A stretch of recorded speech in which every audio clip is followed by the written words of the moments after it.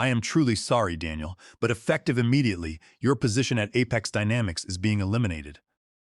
Those were the exact words spoken by the human resources manager, Beatrice Kincaid. She did not bother to make eye contact as she delivered the news. Instead, she kept clicking her cheap plastic pen, her focus drifting toward the window, as if she were taking attendance at a routine school board meeting, rather than dismantling a career that had taken me years of hard work to build. I had worked as the safety compliance director at Apex Dynamics for 9 long and difficult years, watching the company grow from a small startup with 10 people in a rented office to a multi-state corporation. I knew every policy, every regulation, and had saved the company from numerous federal fines. Meanwhile, Julian Thorne, my manager, sat across the polished conference table. He had a smug grin on his face, looking like someone who had successfully pulled off a minor office heist and expected a round of applause for his cleverness. His tie was slightly crooked, and I still remember that specific detail. It was a bright blue tie covered in tiny white sailboats, as if he believed he was commanding a luxury ship instead of sinking the livelihood of a 54-year-old man who had given his life to this firm. He had decided to let me go exactly 10 days before our annual bonuses were scheduled to be paid out to the staff. 10 days, just a week and a half. This was the very same company where I had consistently worked 14-hour days, regularly sacrificing my weekends and family time to ensure that every single compliance report was flawless. I had already seen the bonus spreadsheet on the shared drive before they cut my access. I knew my hard work throughout the year had earned me a bonus of at least $60,000. That money was already accounted for in my mind. It was supposed to go toward paying my mother, Evelyn Vance's mounting medical bills and repairing her leaking roof before the harsh winter weather arrived. My mother had been undergoing expensive treatments, and this money was my only hope of keeping her comfortable and safe.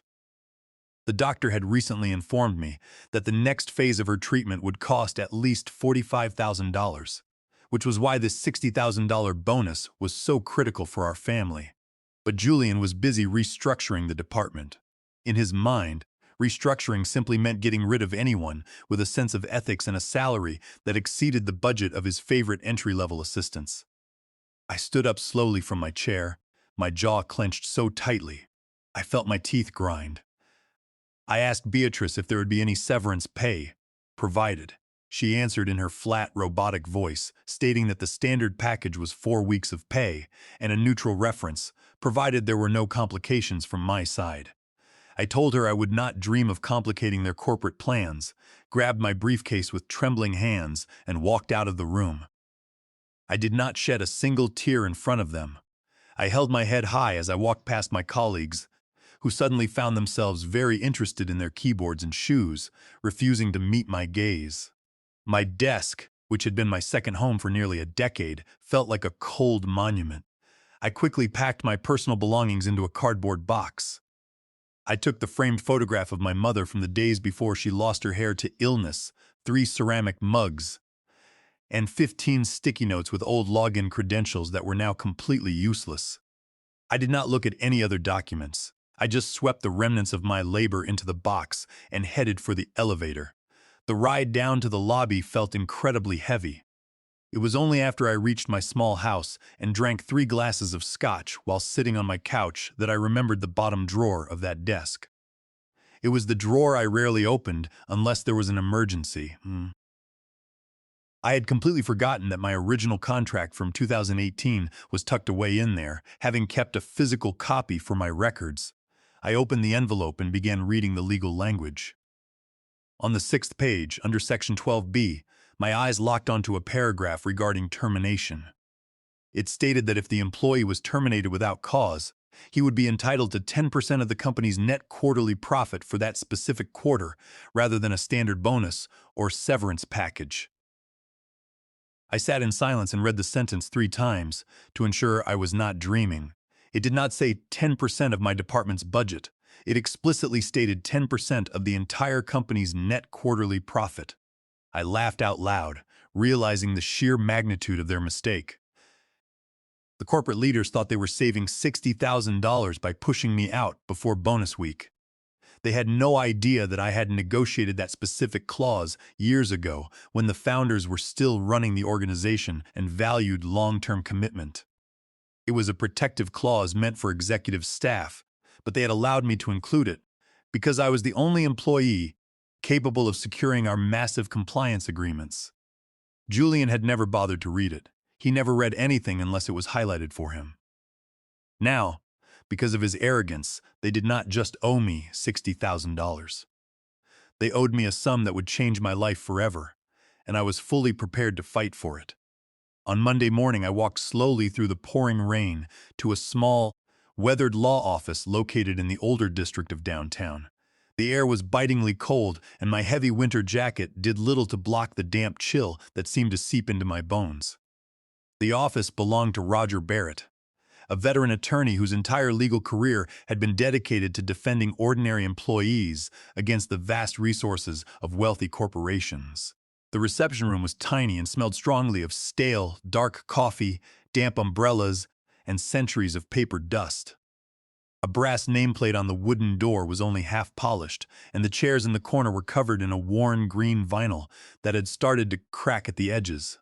Roger was a thin man with a thick head of messy gray hair and large glasses that sat slightly crooked on his nose.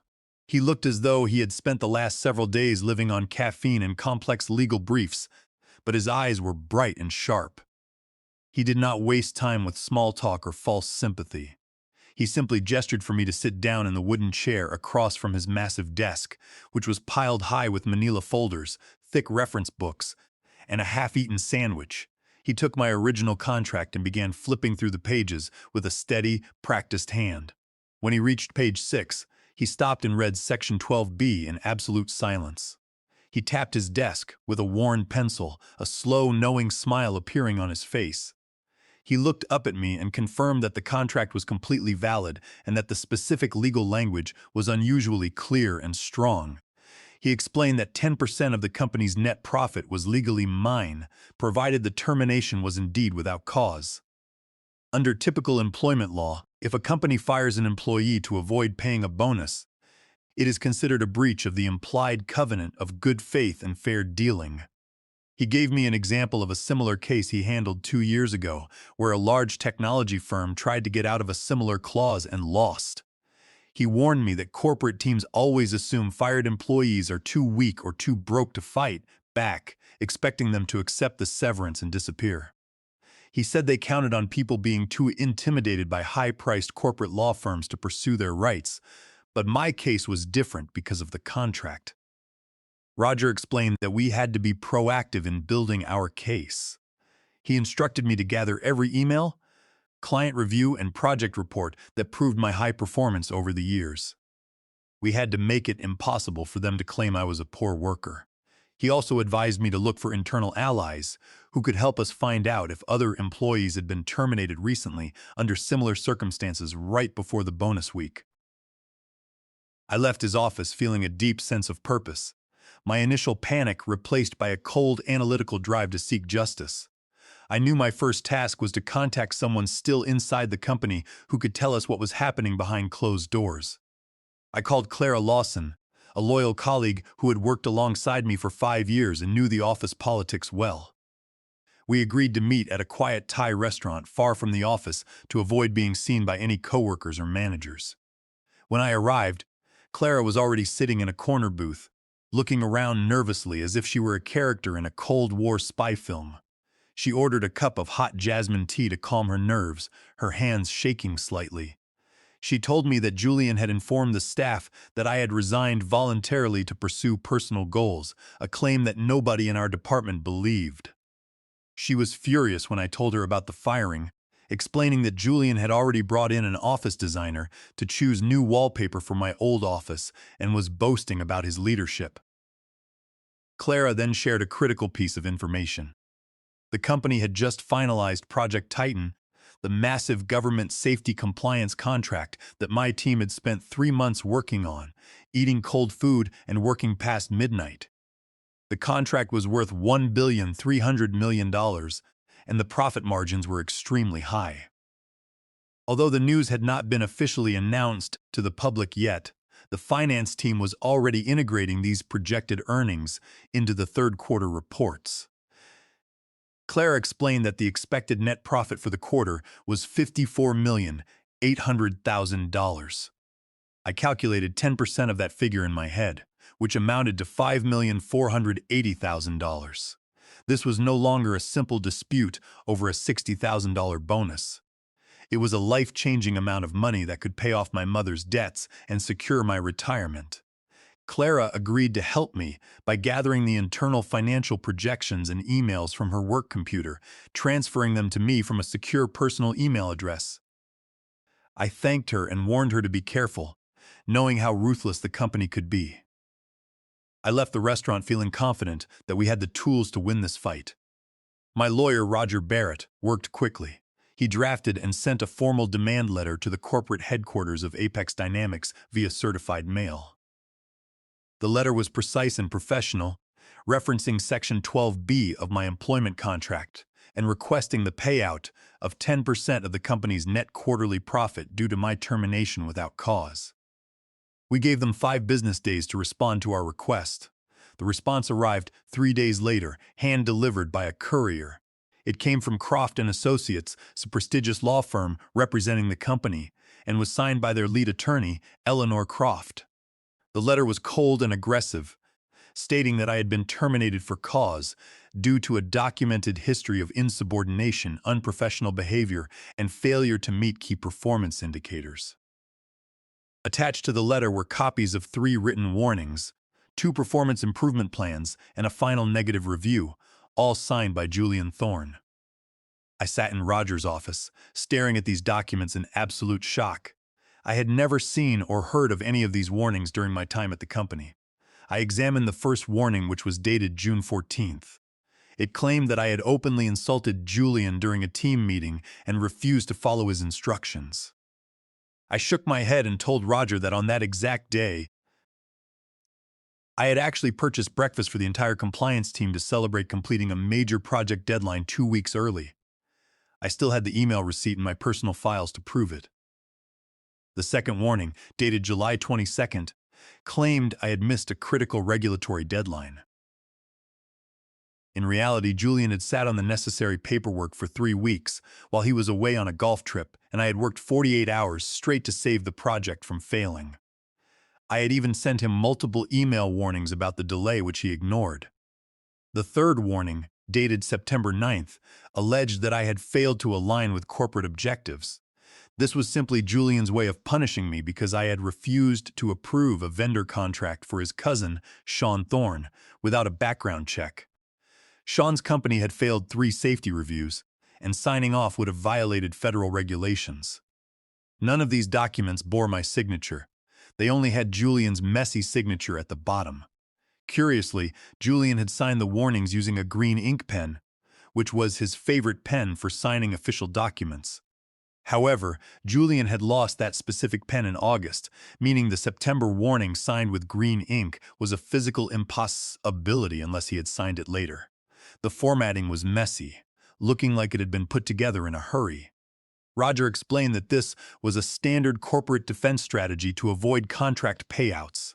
He told me that companies often count on employees being too intimidated by high-priced lawyers to dispute backdated records.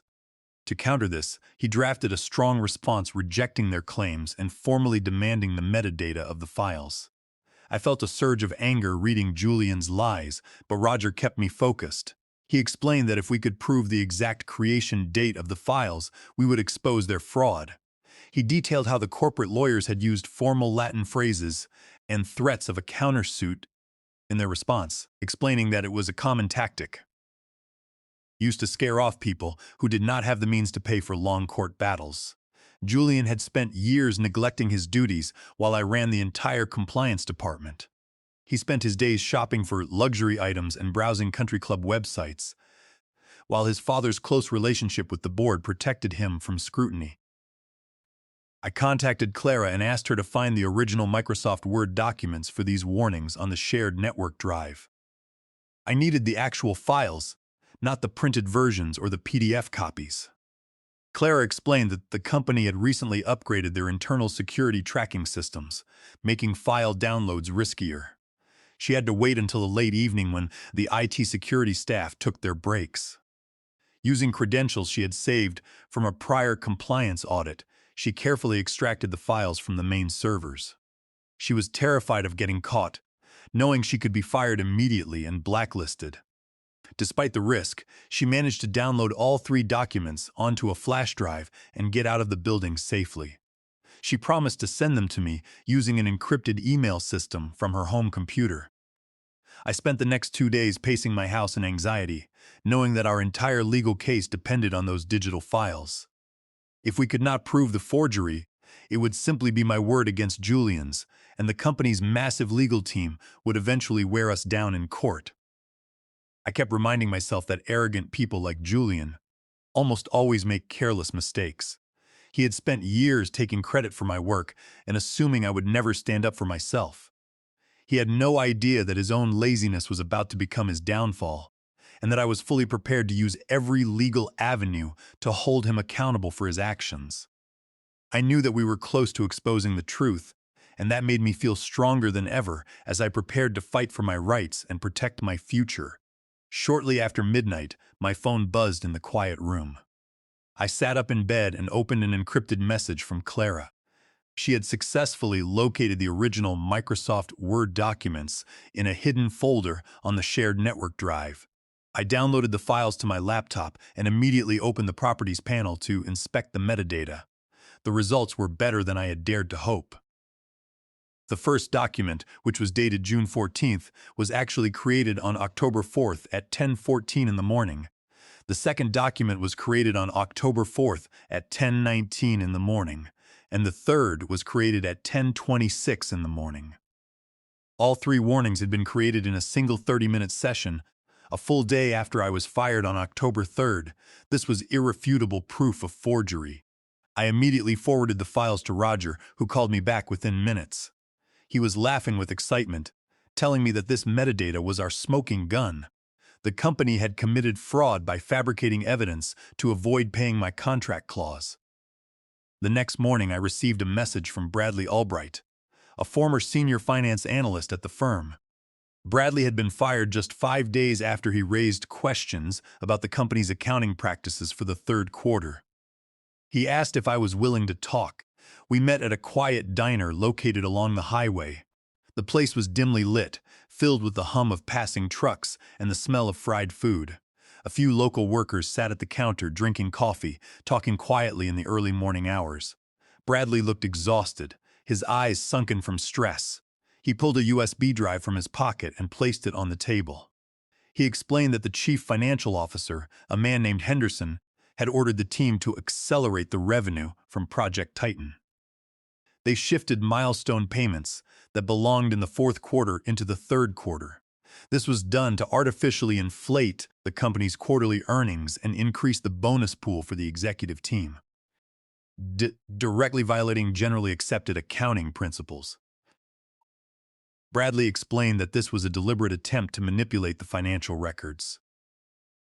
He told me that Henderson was constantly under pressure from the board of directors to show double-digit growth, and that Henderson frequently used creative accounting to pad executive payouts. Bradley had refused to sign off on the manipulated reports and was immediately terminated under the guise of restructuring. He had worked his way up from an entry-level position over 10 years, and this firing threatened his family's livelihood. He explained how he lay awake at night, wondering how he would pay the mortgage and support his 2 children. He told me that the stress had affected his health, but he could not sit by and let them ruin honest people. To protect himself, he had written a small software script that created daily backups of the database and stored them on his personal cloud database. He explained that the database, which was named Ledger Pro, kept automated log tables that could not be modified without administrative access. The logs recorded that the CFO himself, using his username Henderson Admin, had manually modified the invoice date for Project Titan. This proved it was a direct order from the top, not a simple database entry mistake. The database log query took 2 hours to run because the database contains millions of financial transactions. Bradley had to export it to a compressed file format to get it out. Since Ledger Pro is audited annually and used by defense contractors, its logs are considered highly reliable and completely undeniable in court. The drive had folders containing these original projections and the database logs. I took the drive and assured him that his career would not be ruined in vain. I forwarded the financial data to Roger. He explained that under the Sarbanes-Oxley Act of 2002, executives face personal liability and prison sentences for signing off on fraudulent financial reports. If we presented this evidence to the board of directors, they would realize that a public lawsuit would trigger an investigation by federal authorities. The company's chief executive officer, Charles Beaumont, would do anything to avoid a public scandal that could destroy the firm's reputation. Rogers suggested that instead of filing a lawsuit immediately, we should schedule a private meeting with the executive team and their lawyers. We would present the evidence of forgery and accounting fraud directly to them. I agreed with his strategy. We were no longer just asking for my contract payout. We had the power to expose their entire scheme, and we were going to use it to secure a complete victory. I felt a sense of relief, knowing that we were finally in control of our destiny and that Julian's greed had handed us the perfect weapon. We spent the rest of the day preparing the documents for the upcoming confrontation, making sure every detail was aligned and documented, leaving no room for them to escape. We were ready for the battle. The meeting took place in the main boardroom of the corporate office. The room was sterile and cold, with large windows overlooking the city skyline. I sat on one side of the glass table next to Roger, while CEO Charles Beaumont, Eleanor Croft, and Julian Thorne sat opposite us. Julian looked confident, believing that their fabricated warnings would protect them. Roger opened his notebook and began by displaying the forged warnings on the large screen. He pointed out the metadata, showing that every single document had been created on October 4th, the day after my firing. He explained that fabricating these reviews constituted forgery under California Penal Code, Section 470. Consequently, these documents were void ab initio, meaning they had no legal validity from the very beginning. Julian's face turned pale, and he began to stammer.